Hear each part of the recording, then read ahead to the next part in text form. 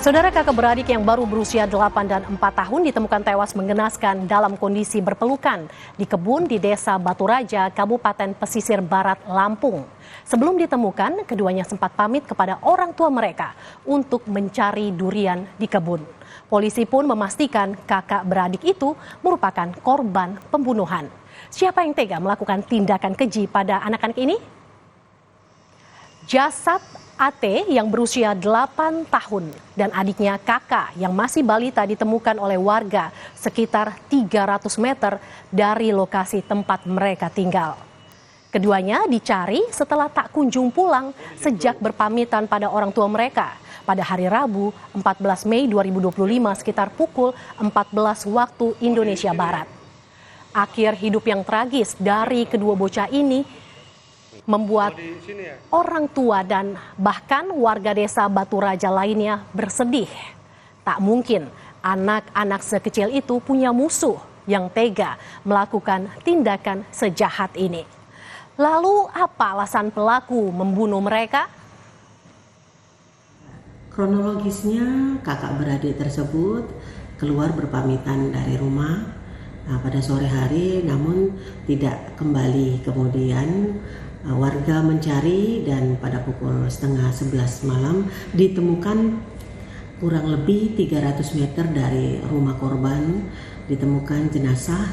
Kedua jenazah tersebut yakni jenazah AT dan kakak kemudian langsung dibawa ke rumah sakit Thohir.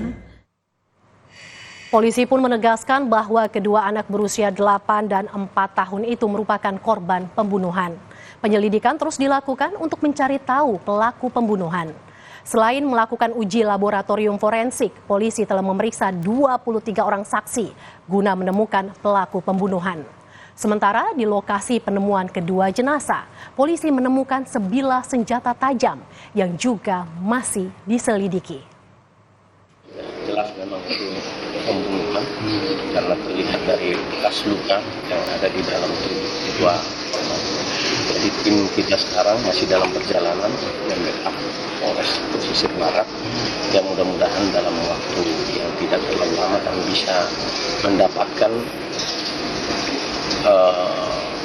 seperti apa peristiwanya itu dan juga untuk menemukan siapa yang terjadi.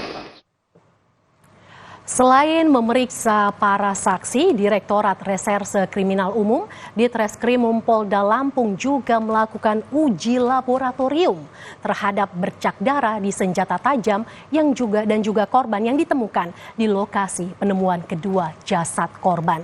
Senjata tajam itu sendiri masih diselidiki.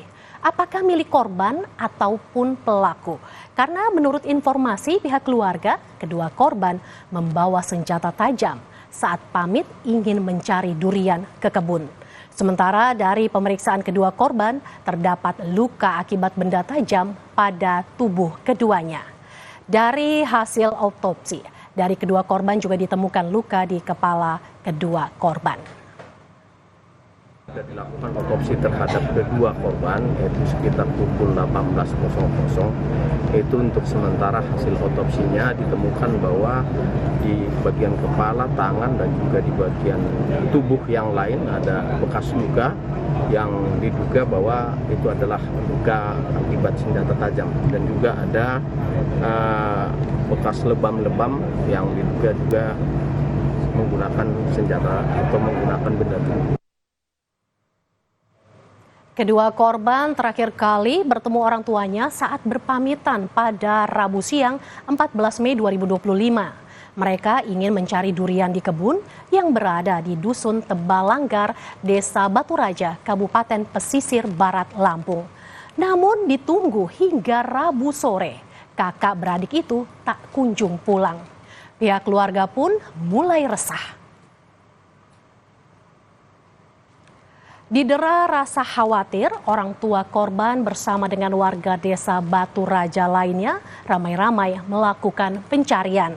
Setelah mencari di beberapa lokasi, Rabu 14 Mei 2025 sekitar pukul 22.30 waktu Indonesia Barat, kedua kakak beradik itu ditemukan dalam kondisi tidak bernyawa. Kedua orang tua korban syok. Warga pun berusaha untuk menenangkan keduanya serta menjauhkan mereka dari tempat kejadian perkara, mengingat kondisi para korban yang mengenaskan.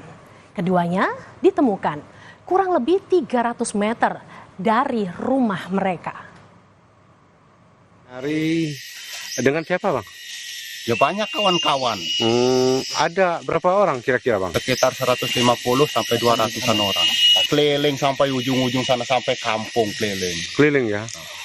Enggak, waktu itu kan kawan yang nemuin, setelah ketemu dia manggil-manggil kawan, barulah kami orang rame ke sana. Ke sini ya, pas ini kan juga tempat Iya. ditemuinnya. Ya udah ngeletak. Ngeletak. Udah pelukan gitu.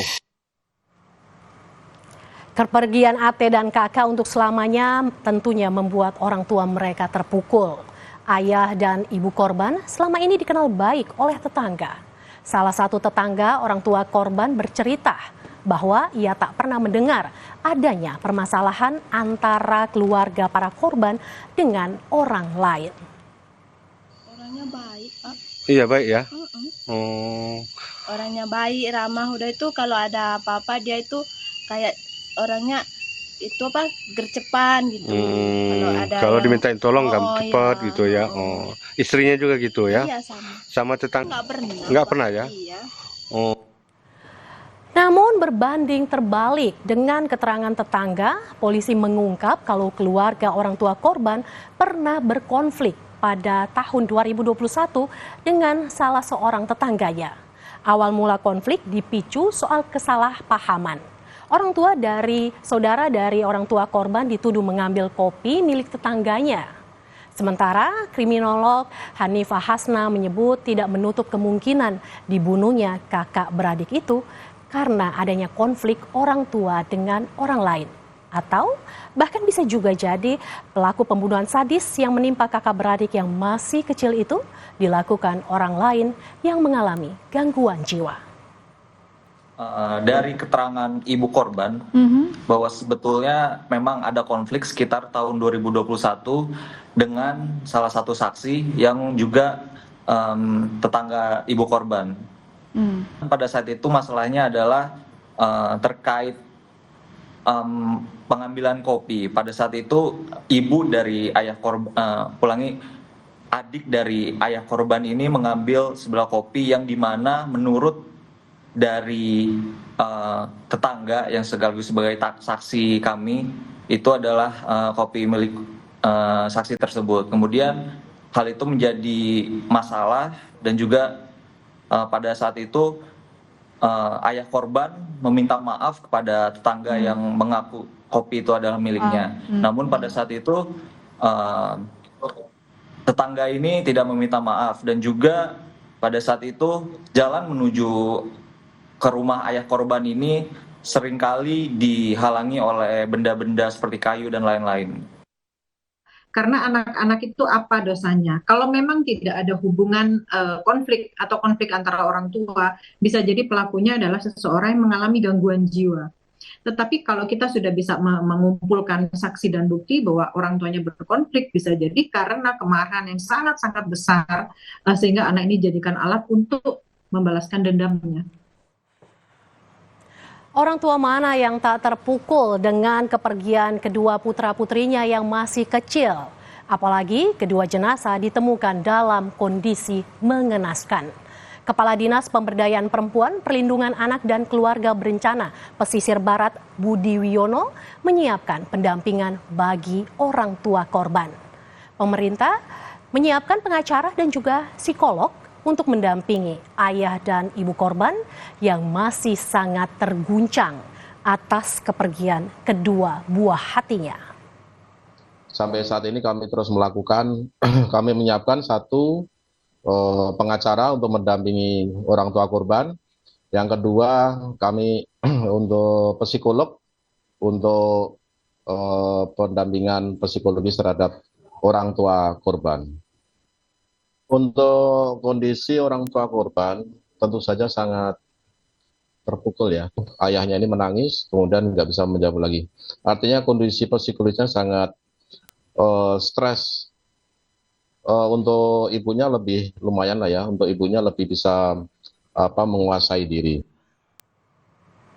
Belum ada yang ditetapkan sebagai tersangka dalam kasus pembunuhan 2 bocah di sebuah kebun di Desa Batu Raja, Kabupaten Pesisir Barat, Lampung. Polisi kini masih mendalami segala kemungkinan, termasuk salah satunya fakta adanya perselisihan soal kopi antara keluarga korban dengan tetangganya di masa lalu. Akankah ada petunjuk lain untuk mengungkap kejahatan yang menyebabkan anak-anak tak berdosa ini menjadi korban? Polisi pun diharapkan bisa segera menangkap pelaku. Saudara, usai jeda kami akan kembali dengan informasi seorang pria mengamuk dan menghancurkan beberapa barang di sebuah toko kelontong di Deli Serdang, Sumatera Utara. Sesaat lagi kami akan kembali.